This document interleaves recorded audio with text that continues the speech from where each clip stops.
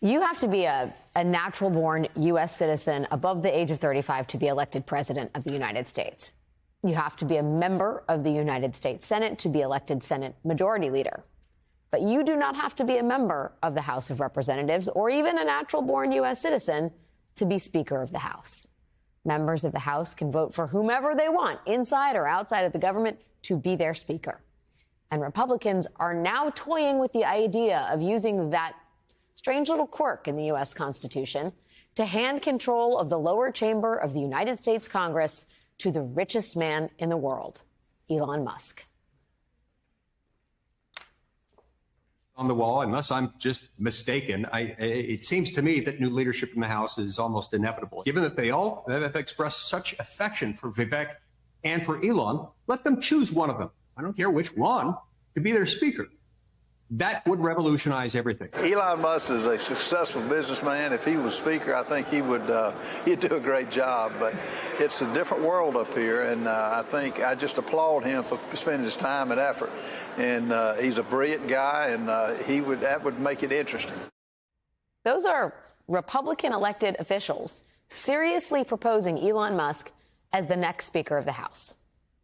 Yesterday, Musk almost single-handedly blew up bipartisan budget negotiations in the House and has literally brought the country to the brink of a government shutdown.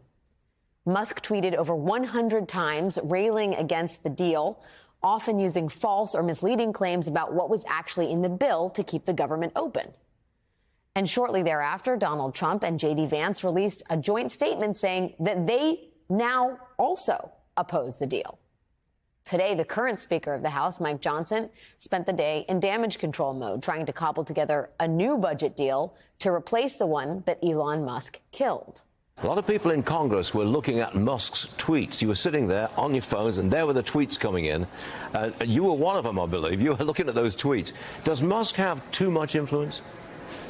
No, I don't think so. I think this is exactly what the American people voted for when they voted for Donald Trump. They voted for competency. Competency. Like shutting down the federal government 6 days before Christmas? Joining me now is Faz Shakir, Chief Political Advisor to Senator Bernie Sanders. Faz, thank you for being here. Wow. Here we are. Okay, first, just let's talk about Elon Musk's role in all of this. I know you've been sort of like boosting the notion of Elon Musk as Speaker of the House. Some fun out there, yes. Yes. Can you just talk to me about what you think? I mean, first of all, I assume you're joking, but maybe not. Can you talk a little bit more about the concept of Elon Musk running the House of Representatives, either officially or unofficially? Listen, you and I, we've gone through years and years of this, where the Republican caucus, when they come into power, they cannot govern. They cannot keep a faction together. It has happened with John Boehner. It has gone through Paul Ryan. It's gone through Kevin McCarthy. It was inevitable. I mean, even given the break, that Mike Johnson was heading in this direction. So take that as the premise. Now, who's going to replace him? Now, it is comically and farcical that the direction of this Republican Party would obviously suggest that Elon Musk, who doesn't know much about governing, but is a billionaire and has bought the last election cycle, spent $250 million plus to elect Donald Trump, and could throw millions of dollars into Republican races, that they would just say, hey, you take it over.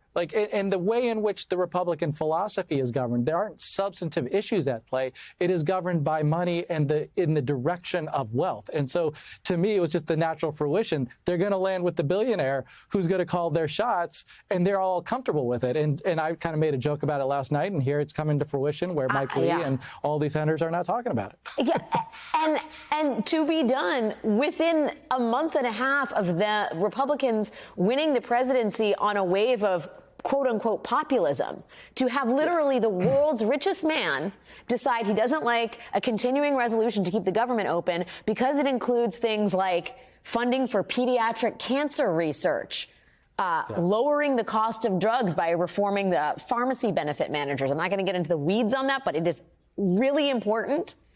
And raises for members of Congress who are not necessarily well paid, are not necessarily wealthy themselves, need to own 2 homes, and haven't gotten a raise in 15 years.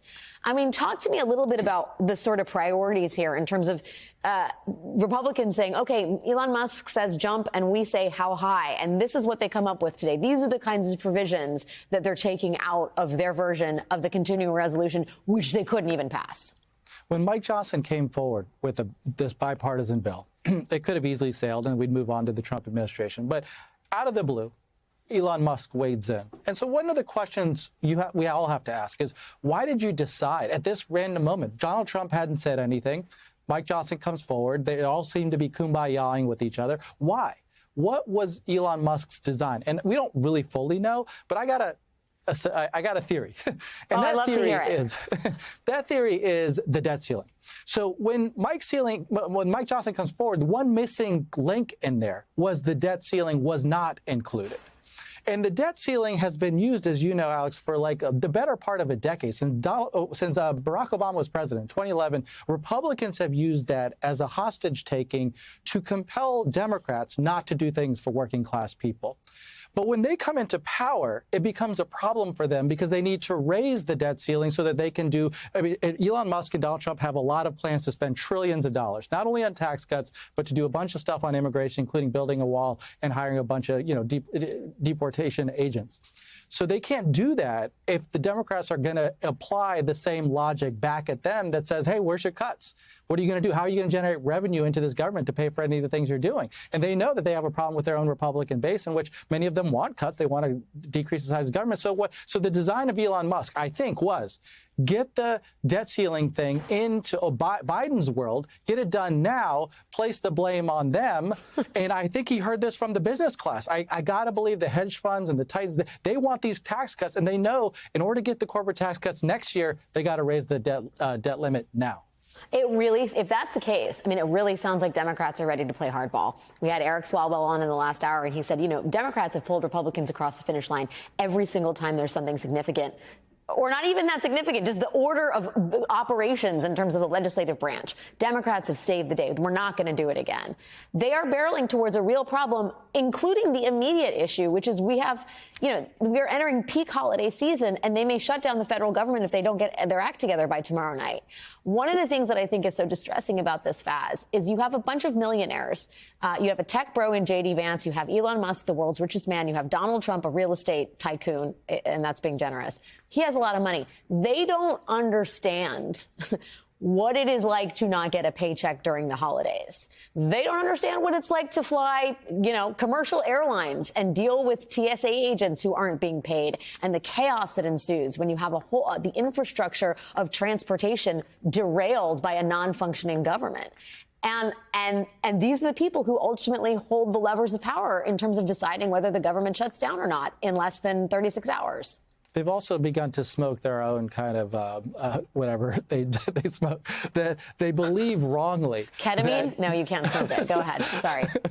They believe wrongly, and they've come to believe this, that when you cut government spending, there are no real world impacts because government is bloated. It does all kinds of stuff. And so to all the things that you listed, Alex, those are correct. However, they live in this really weird world that says you can do all these things without tangible, real-world, harmful impacts on actual people. They're wrong about that. And, sadly, we have to suffer through these moments in which you learn, yes, we are all dependent, rightly so, on a government that provides for all of us core essential services and all kinds of protections of all different kinds. And maybe that's one of the rainbow, the linings in the rainbow here is that we all learn, the government is doing important things. But you're right that generally we have an elite class making decisions that is completely disassociated from working class pain and suffering. And I hope that as we think about a debt limit, you take that, if we take it off the table, we end it forever, which would be a good idea. The Democrats are now in a very strong position to say, OK, let's negotiate. Because if that's where you want to go, we can carry some votes here. We could end the debt ceiling. And we've got to renegotiate this to have some demands for Democrats, from working class, middle class issues, if that's the direction to go. If they don't want to go there, if they don't want to end the debt ceiling, if they want to play games to allow corporate tax cuts, yeah, show me the votes. Speaker Musk, let's go. It's such a testament to Republican incompetence that Democrats now have the upper hand here. Really a marvel. Faz Shakir, my friend, thank you for your time and wisdom this evening. I appreciate you. Appreciate it.